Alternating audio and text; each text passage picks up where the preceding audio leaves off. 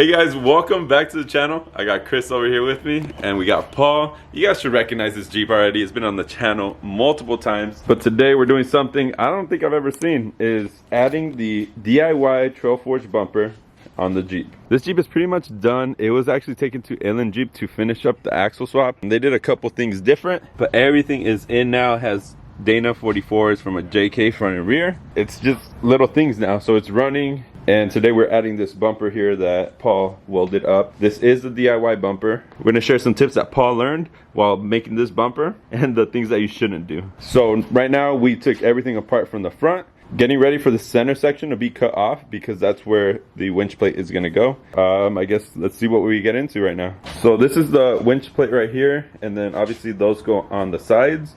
But what do we have here, Paul? So this is the Trail Forge DIY kit, and some of the things that I struggled with, I actually had to take this bracket. I fully welded it up, but when I welded it up, the alignment of the holes, because these holes have to line and these holes have to line, it wasn't right. Oh, it goes on the side right here. Yeah, so one of the things, if I were doing it again, I would definitely bolt this in here first.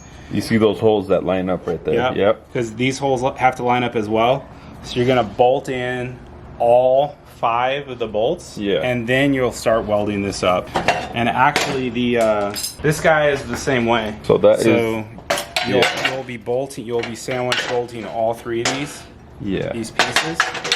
But you have to line it up, bolting it up right there. Oh yeah. And then you gotta weld it all in there. Okay. So that pretty much just bolts on though. So this doesn't weld onto this piece. No. Okay. No. This just bolts up to this piece. Okay. Cool.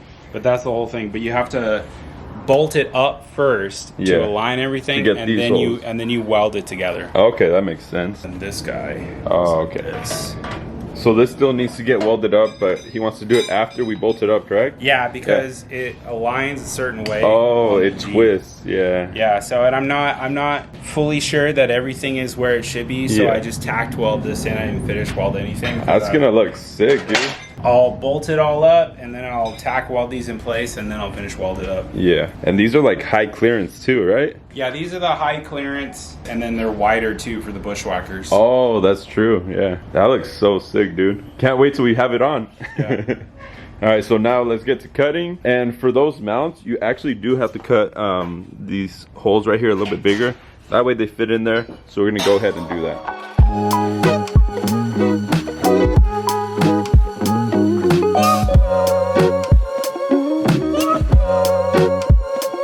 No clue. What? This is the second one I've done of this. Yeah? And oh my god, it was such a pain in the ass. Why? Sawzall. Because I did it with cutoff wheels and shit. Oh and my god. Like that right there, like took me like 2 hours. No way. I swear to God, dude, it was so ridiculous.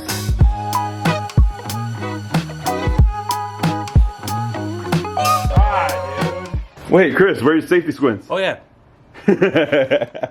So definitely pick up one of these if you don't have one already, and you're doing it. And a good blade. A good blade. Don't go Harbor Freight.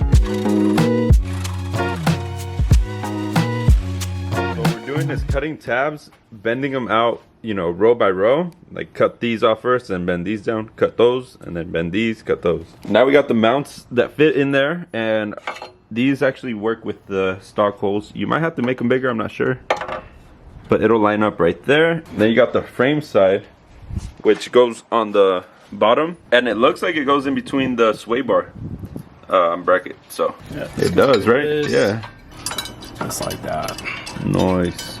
And you don't want to tighten anything up until so you got everything bolted, right? Everything goes in, yeah. So Paul also has the Radiator Skid Plate. So while we're here, oh, I think it even bolts up to the same holes. Yeah, it does. So we're gonna cut off the stock one, and the radiator is held up by the bolts, so we're not worried about that. And that way we all sandwich it together.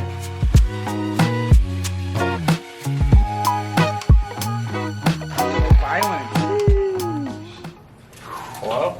So the skid plate does use the same holes, so we're gonna go ahead and put that on now as well. It goes like that. That one's pretty much on. Yeah. All right, we're getting somewhere. So we bolted up those down there. If you buy the skid plate, it does come with some spacers, but if you are also putting on a bumper, you don't need those spacers since you already have that piece that goes all the way to the back. So this is good. Now we need to bolt this up, put the bolts for the radiator support and also the supports that go to this here. So, or else it's all loose. And all that's included in the kit. Get in there, man. Yeah. Took a little bit of massaging the metal, but we got it in. And if you get the D-ring parts, you definitely want to put those on before you bolt it up, because it sandwiches together too. Yep. And if you do get the wings, you're gonna have to cut out this piece and like about here too. So the mount that holds the header panel for the headlights, you're gonna have to get rid of this mount here.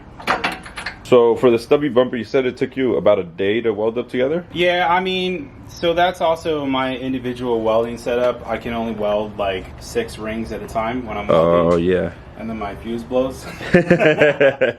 And what about like all the pieces? Do they all just fit up perfectly and no issues, or what? Yeah, so they're all plasma cut out on a table. Oh, kind of like this. And then you score the bend marks, and then you just bend it up. Oh, okay. So the center section was definitely the easiest, most straightforward piece to bend up. So this comes flat. Yep. Okay. And then these pieces are just extra that you weld on? No, it's all all part of it. Oh, okay. They ship it flat. Nice. So then you weld everything together, you weld all the edges. And if you can't be a good welder, then you should be a good grinder. That's what you are, right? Yeah, I'm a good grinder.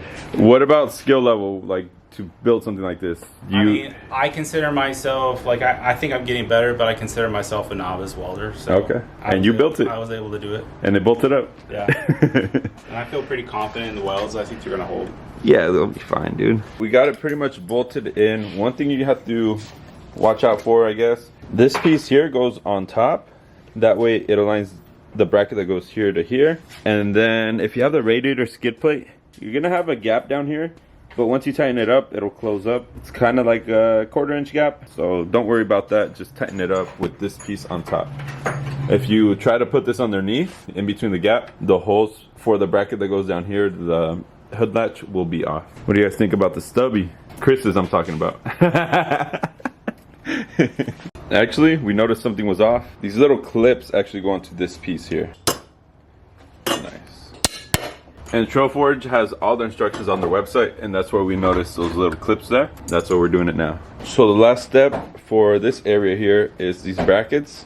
These brackets go behind the latch, just like the stock ones were. They go behind, and then down here, they just bolt up. The kit didn't have the nuts though, so we just used some spare parts. I'm not sure if they're included or not, but that's what we did. And it's actually holding on pretty tight, so we're good to go there. We just have to make sure that the latch is properly aligned. That way when we close the hood, everything opens up, no problem.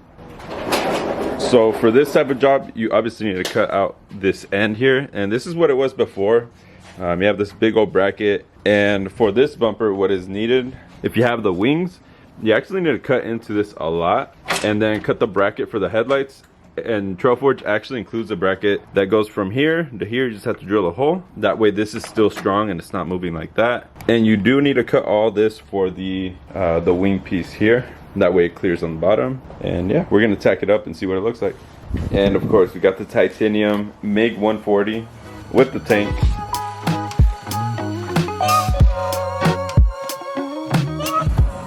Let's go, straight lines, baby. I can do this, I swear.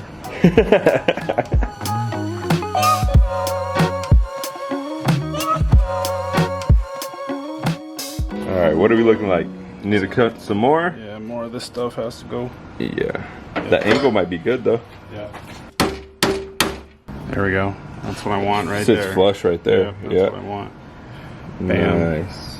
Would you look at that? Probably wouldn't hurt to trim it a little bit though. Where, right there? Yeah. This piece here was bent too far back to the point where we couldn't even get a wrench in there. Now we bent this forward, and you can at least put this in there and the bolt will actually come out all the way. So we're gonna do the other side like that. That gets you a better gap right here and along this edge too. So we're gonna go ahead and do that on the other side.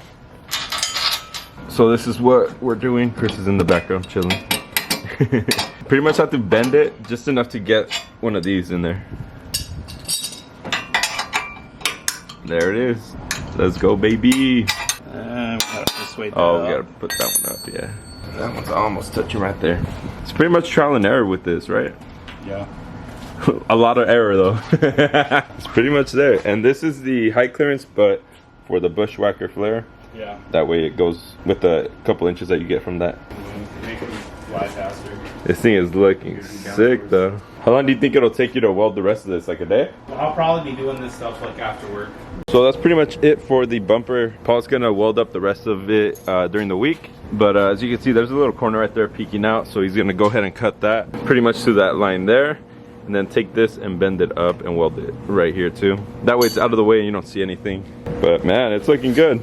This TrailForge bumper looks nice, man. Alright guys, so that'll be it for the video. I hope this helped you install your TrailForge bumper. It is something you just have to try, you know, trial and error and figure it out. It's not too hard though. It's honestly pretty easy. The hardest part is just lining up like the sides if you're doing the DIY bumper. If you have it already built, it should be pretty simple install. Anyways, I'll see you guys on the next one. Peace.